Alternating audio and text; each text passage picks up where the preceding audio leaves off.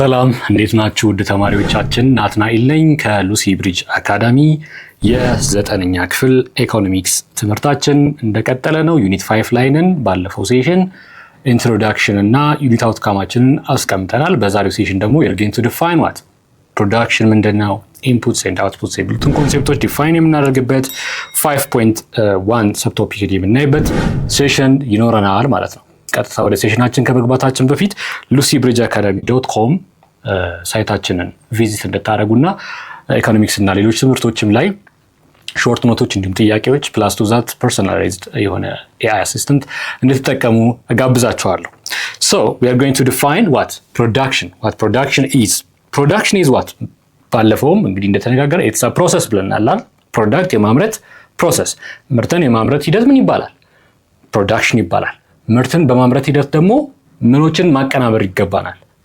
ጥሬ ግብአቶችን አይደለም፣ ጥሬ ዕቃ ግብአት የሚባሉትን ኢንፑትስ የሚባሉትን the four economic resources ማቀናጀት ይጠበቅብናል ብለናል። So the formal definition says what? The production is a process of combining various inputs in order to create what? Output for what? For what purpose? Consumption or utility driving things. ለማምረት የምንጠቀማቸው ፕሮሰስ ሂደት ነው ማለት ነው። It involves transforming resources into what? Into commodities or services that provide utility to individuals. For the consumer, utility drive የሚያደርግበት goods and services የማምረት ሂደት production ብለን እንጠራዋለን።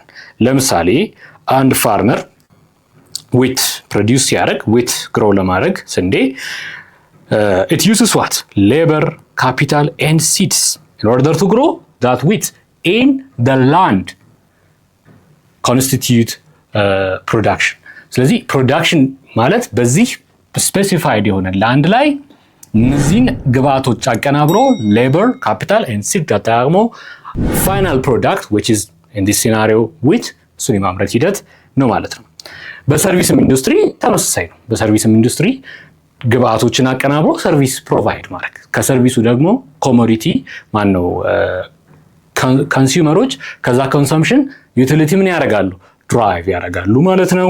So we need to define also inputs. inputs ስንል ምን ማለታችን ነው? These are economic resources እንደተነጋገር ነው። economic resources which are used to produce goods and services. The four basic inputs or economic resources የሚባሉት ኦልሬዲ ታውቋቸዋላችሁ። land, labor, capital and what? entrepreneurial ability ነው። የዚህን የትምህርት ክፍል ሙሉ ቪዲዮ ማግኘት ከፈለጋችሁ ዌብሳይታችን ላይ አሊያም ደግሞ የሞባይል አፕሊኬሽናችን ላይ ማግኘት ትችላላችሁ። መልካም የትምህርት ጊዜ